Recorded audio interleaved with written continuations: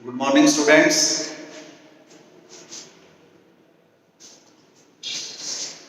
We are discussing programming language. अपन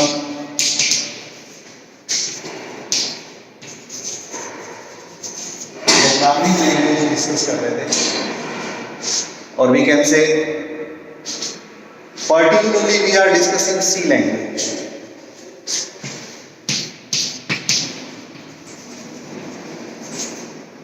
इसके बारे में आपको पढ़ना सी लैंग्वेज के बारे में.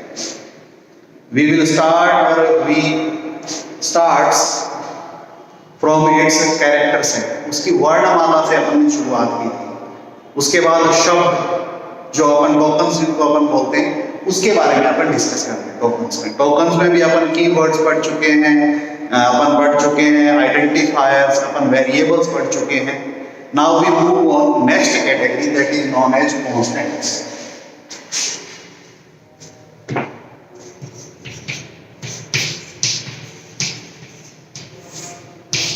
And in tokens we are particularly discuss as constants. यहाँ अपन ये वाला टॉपिक डिस्कस करने जा रहे हैं. अपन ने प्रोग्रामिंग लैंग्वेज में सी लैंग्वेज और सी लैंग्वेज में भी पार्टिकुलरली टोकन्स का टॉपिक पढ़ रहे थे. उसमें अपन कॉन्स्टेंट्स पढ़ रहे हैं.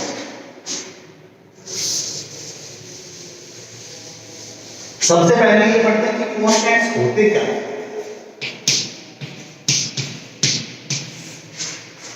What is constants? As we define, constant is a token, or we can say it is a form of C token. ये C token का एक प्रकार है. C लैंग्वेज में tokens का एक प्रकार है. tokens यहाँ पर लेते हैं words से. C लैंग्वेज में जो शब्द यूज होते हैं उन शब्दों में एक शब्द क्या हो सकता है अपना constant हो सकता है, या अपन उसको constants के रूप में अप्लाई कर सकते हैं. Then what is constant and what is different between different tokens which differ from constant? कि constant से वो किस प्रकार से अलग रहते हैं, constant से कैसे अलग है दूसरे tokens. इसका नाम से आपने डिफाइन किया है कि stable value. Stable value constant एक टोकन होता है जो स्टेबल वैल्यू के द्वारा, एक निश्चित वैल्यू के द्वारा प्रदर्शित होता है. Represented by stable value, which does not change during data, which does not change during program execution.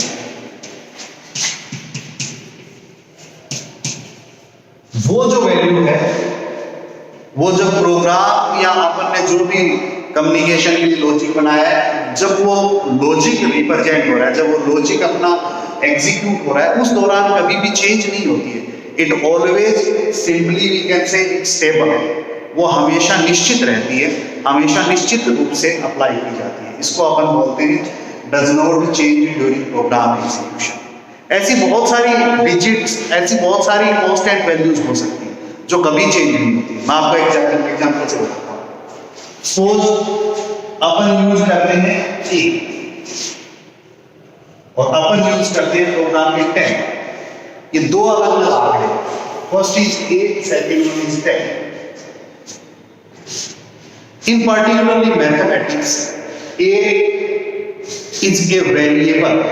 Mathematics के अंदर अपन देखें तो a में क्या होता है, a के अंदर अपन कुछ भी वैल्यू स्टोर कर सकते हैं. a में अपन 5 डाल सकते हैं, a का मान 10 आ सकता है, 50 आ सकता है, -10 आ सकता है, कुछ भी आ सकता है. उसकी वैल्यू जो है वो चेंजेबल है, नॉट स्टेबल. बट अगर हमने 10 लिख दिया, it means it certainly defined A stable value. ये जो 10 है वो हमेशा किसको रिप्रेजेंट करेगा, 10 को ही रिप्रेजेंट करेगा. कभी भी ये 11 को रिप्रेजेंट नहीं कर सकता है किसी भी सिचुएशन. तो इस प्रकार की value which does not change during you can say program execution and which represented by a stable value, that is known as constant. C language में यूज होने वाली ऐसी आंकड़े जो प्रोग्राम में कभी बदलते नहीं है, या फिर अपन में जो निश्चित वैल्यू के द्वारा प्रदर्शित होते हैं, उनको अपन क्या बोलते हैं, कॉन्स्टेंट्स कहते हैं. तो आज अपन इस कॉन्स्टेंट्स के बारे में डिस्कस करेंगे कि कॉन्स्टेंट्स क्या होते हैं. ये तो अपन पढ़ चुके हैं कितने प्रकार के हैं, कैसे अपन उनको यूज करते हैं. देखिए कांस्टेंट्स कैटेगरी क्या है, अपन ने पढ़ा है कांस्टेंट जो कैटेगरी है वो है टोकन्स, मतलब शब्द। शब्द किन से बनते हैं? शब्द बनते हैं अक्षरों से, जो दूसरी लैंग्वेज में जैसे बनते हैं सेम उसी प्रकार से सी लैंग्वेज में भी कांस्टेंट्स टोकन्स की कैटेगरी में आता है, यानी कि सी लैंग्वेज के शब्दों की कैटेगरी में आते हैं, और वो कैरेक्टर सेट से बनते हैं। कैरेक्टर सेट का मतलब अपने पास कुछ चीजें हैं जिसके अंदर चार अपने पास अलग अलग फीचर्स हैं या चार अलग अलग फॉर्म्स हैं कैरेक्टर सेट में। Number 1 alphabets, digits, symbols and space. तो ये जो कांस्टेंट है ये भी इन चार आंकड़ों से ही बनेंगे, या तो नंबर से बनेंगे, या अपन कह सकते हैं अल्फाबेट से बनेंगे, या सिंबल से बनेंगे, या स्पेस से बनेंगे। अब आपको तो कांस्टेंट्स के बारे में एक रिस्ट्रिक्टेड रूल बताता हूं कि कांस्टेंट जो होते हैं वो दो कैटेगरी के होते हैं, या अपन उनको दो कैटेगरी में अलग अलग डिफाइन कर सकते हैं। We can classify the constants into two categories: numeric constants and character constants.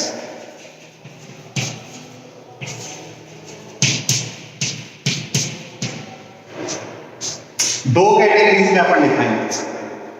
वो कॉन्स्टेंट्स जो डिजिट्स से बनते हैं that is known as numeric constant. जो अक्षरों से नहीं बनते, जो अपन यूं कह सकते हैं वैल्यूज से बनते हैं, डिजिट से बनते हैं, उनको अपन क्या बोलेंगे? Numeric constants.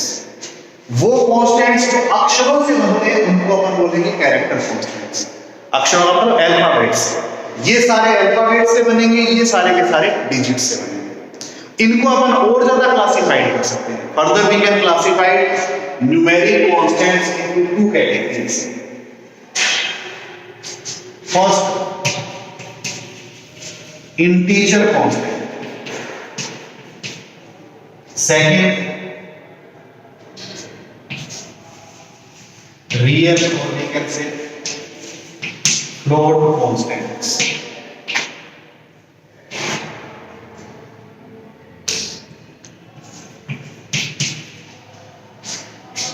Integer constants, real या फ्लोट कांस्टेंट्स, ये दो कैटेगरीज न्यूमेरिक कांस्टेंट से ड्राइव करके बनाई जाती है। इंटीजर कांस्टेंट्स कौन से होंगे?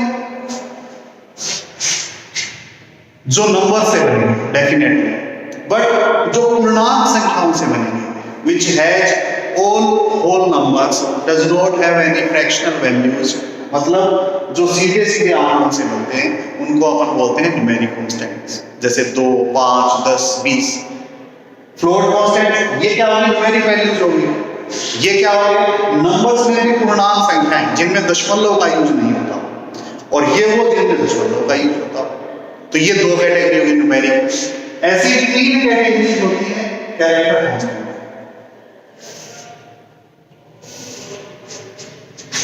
First, single character constant.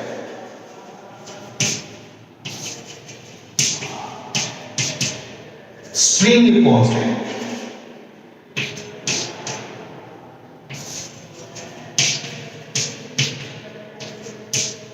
And last one is backslash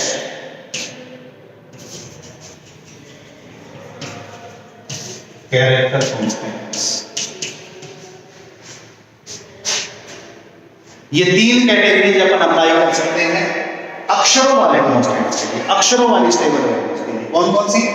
जिसमें एक ही अक्षर हो सिंगल कैरेक्टर कांस्टेंट, जिसमें एक से ज्यादा अक्षर हो स्ट्रिंग कांस्टेंट, या जो एक बैकस्लैश नाम से सिंबल आता है, इस प्रकार की एक वैल्यू होती है जिसको अपन स्लैश बोलते हैं, उस वैल्यू के द्वारा बनता हो या रिप्रेजेंट होता हो उसको अपन बोलते हैं बैकस्लैश कैरेक्टर। बैकस्लैश जो सिंबल होता है वो डिवाइड का बिल्कुल उल्टा होता है, इस तरीके का एक सिंबल होता है जिसकी सहायता से अप्लाई किया जाता है। तो इन वैल्यूज को या इन जो अपने आंकड़े हैं इनको अपन बोलते हैं बैकस्लैश कैरेक्टर कांस्टेंट्स। तो अपने पास अगर अपन देखें तो कांस्टेंट्स जो हैं उनकी ओवरऑल 5 कैटेगरीज होती है। ये तो जैसे हो गया first category, second category. First का ए, फर्स्ट का बी, सेकंड का ए, सेकंड बी एंड सेकंड सी। इस तरीके से 5 कैटेगरीज होती हैं। ये सारी आपने पढ़ी। There is nothing special about these constants, इनमें कुछ ऐसा स्पेशल नहीं है, सारी चीजें आप पढ़ चुके हैं। बस अपने को सिर्फ इनको फॉर्मेट करना है, अपने को सिर्फ मेमोराइज करना है कि कौन से कैटेगरी में कौन सी चीज आती है। So first we will start from numeric constant, अपन नंबर वाले कांस्टेंट से शुरू करते हैं।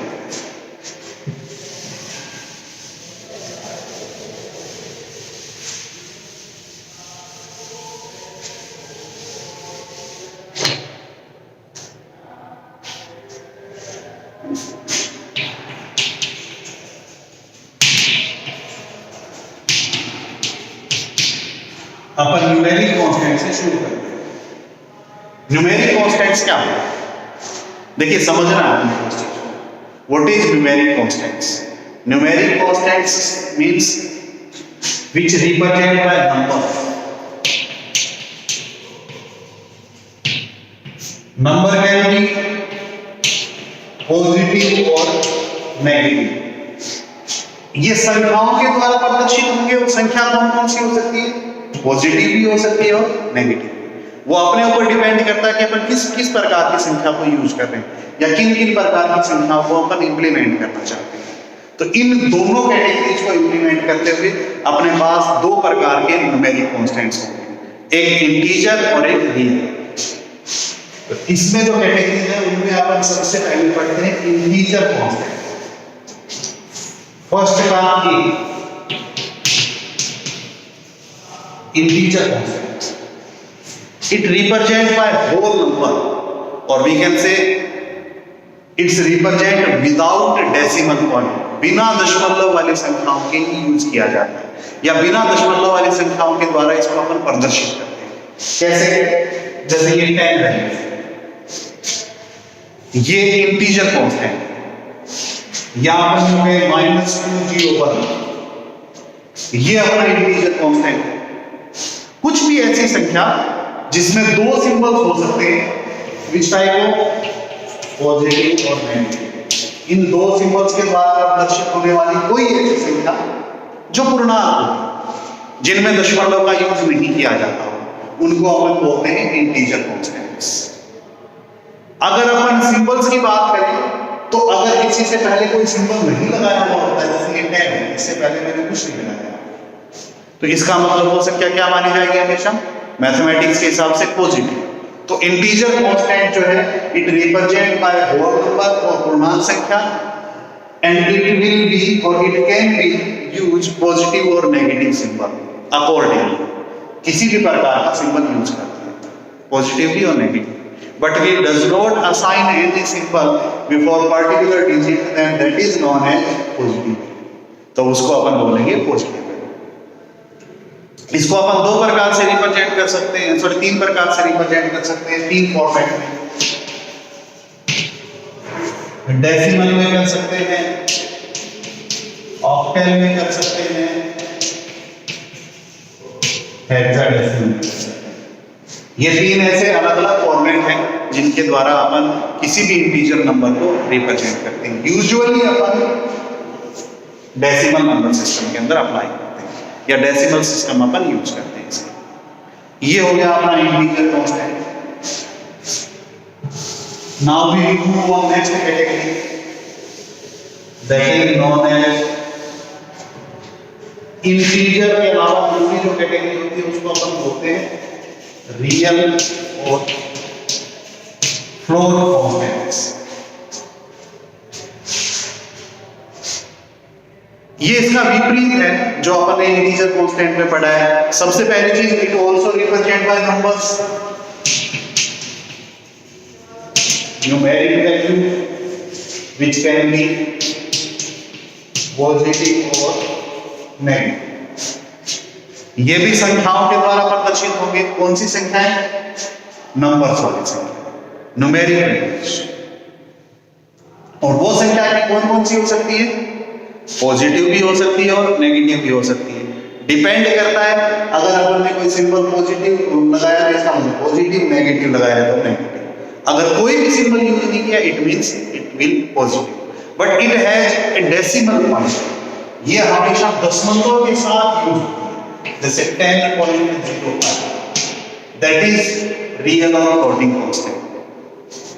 minus 356.26 that is floating point. इस प्रकार की संख्याओं के रूप में प्रदर्शित होती है। अगर अपन ने 10 लिखा है और वो रियल या फ्लोटिंग पॉइंट है या फ्लोटिंग कांस्टेंट है, इट मींस इट इज 10.00। इस रूप में वो प्रदर्शित होगा या इस प्रकार से उसको अपन असाइन कर सकते हैं। तो ये जो कैटेगरी है ये अपनी कहलाती है रियल या फ्लोट कांस्टेंट्स। रियल या फ्लोट कांस्टेंट्स को भी अपन दो प्रकार के या दो फॉर्मेट के अंदर इंप्लीमेंट कर सकते हैं, दो फॉर्म के अंदर। फर्स्ट जो होती है उसको अपन बोलते हैं decimal format.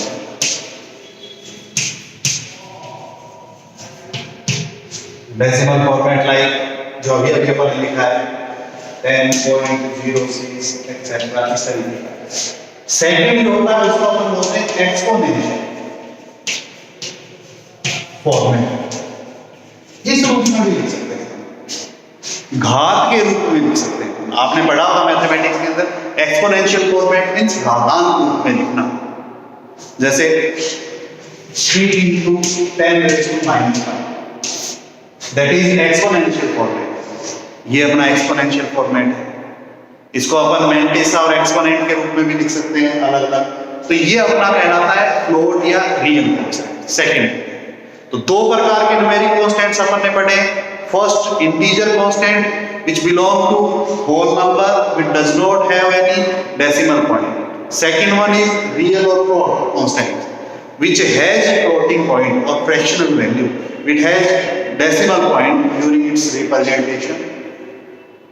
All two categories like integer and floating points is represented by numeric value which has positive or negative symbol. ये अपना हो गया numeric constants का। Now we move on character constants. अब अपन आगे बढ़ते हैं।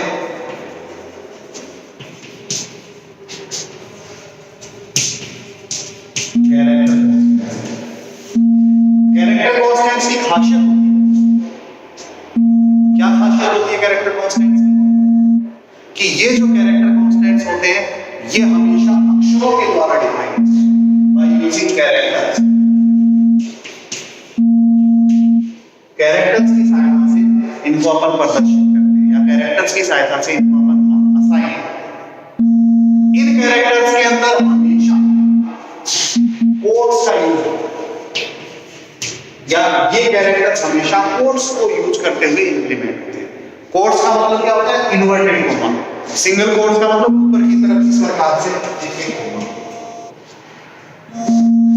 और अगर अपन बात करें मल्टीपल कोड्स की, इसका मतलब ऐसे दो coma.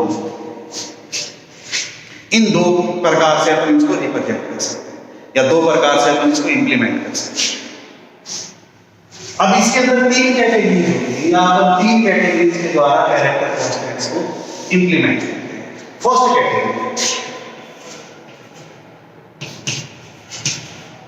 Category single character.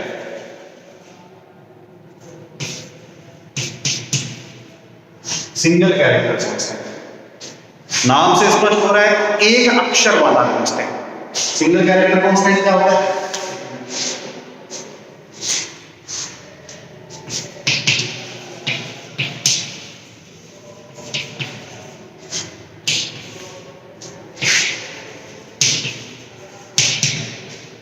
It means it has a single character, एक अक्षर है।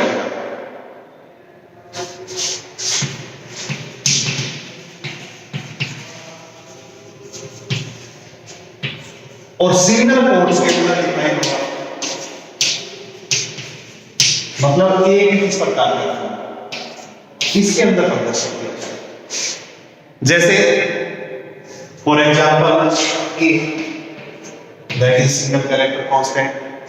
For example x that is single character constant. अब सिंगल कैरेक्टर के अंदर सिर्फ अल्फाबेट्स नहीं आते, डिजिट्स भी आते हैं। Suppose that is 6। अगर अपन ने 6 को बिना कोड्स के लिख दिया, it means it is integer है। But if we define 6 into single quotes, then that is single character. तो वो एक single character constant हो गया. Now we move on next category, that is known as string constant. अपन अगली category की तरफ चलते हैं.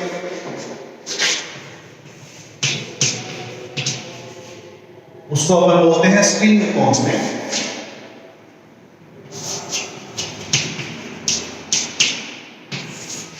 स्ट्रिंग एक टेक्निकल टर्म है सी लैंग्वेज के अंदर.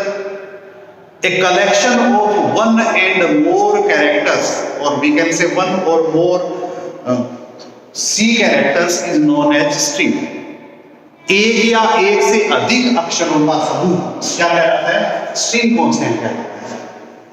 वन और मोर कैरेक्टर्स, एक या एक से ज्यादा अक्षरों से बनता है. बनने के साथ साथ इसको अपन रिप्रेजेंट करते हैं डबल कोट्स. डबल कोट्स का मतलब इस प्रकार से इन्वर्टेड कोमा. इसके सपोज कोई नाम है, जैसे कोई भी नाम हो गया अपना इंडिया, इसको अपन ने डबल कोट्स के अंदर रिप्रेजेंट कर दिया. It means that is string constant. ये स्ट्रिंग कांस्टेंट. अपना कॉलेज का नाम है, यूनिवर्सिटी का नाम है, किसी आदमी का, पर्सन का नाम है, वो सारी चीजें स्ट्रिंग कांस्टेंट्स में आती हैं. अगर अपन ने यहां पर अल्फाबेट्स दिए हैं, अपन डिजिट भी ले सकते हैं. अपन ने लिखा 8601 और इसको डबल कोट्स में रिप्रेजेंट कर दिया, तो ये भी अपना क्या है? String constant. अगर अपन ने x लिखा और उसको भी डबल कोट्स के अंदर डिफाइन कर दिया, तो अब ये सिंगल कैरेक्टर कांस्टेंट नहीं था. अगर अपन इसको सिंगल कोट्स में रिप्रेजेंट करते हैं x को, that is single character constant. लेकिन जैसे ही अपन ने डबल कोट्स में लिख दिया, अब ये स्ट्रिंग हो गया. इसकी परिभाषा में अपन ये चीज लिखी है वन और मोर कैरेक्टर. इसका मतलब एक भी अक्षर हो सकता है, एक से ज्यादा. इस कैटेगरी को अपन बोलते हैं स्ट्रिंग कांस्टेंट. थर्ड कैटेगरी, तीसरी जो कैटेगरी है वो अपनी कहलाती है third and last category, backslash character constant.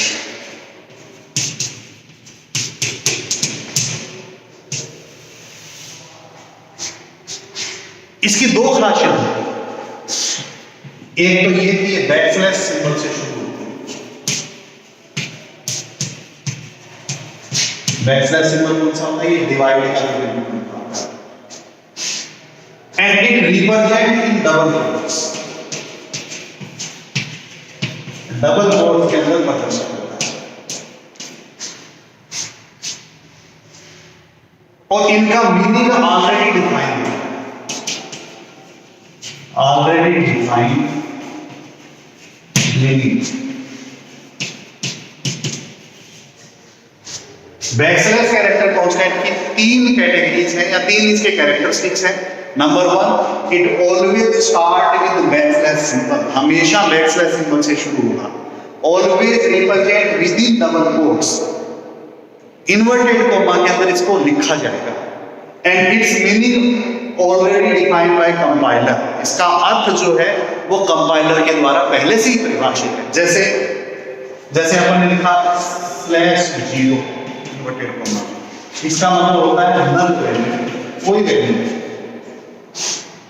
/n इसका मतलब होता है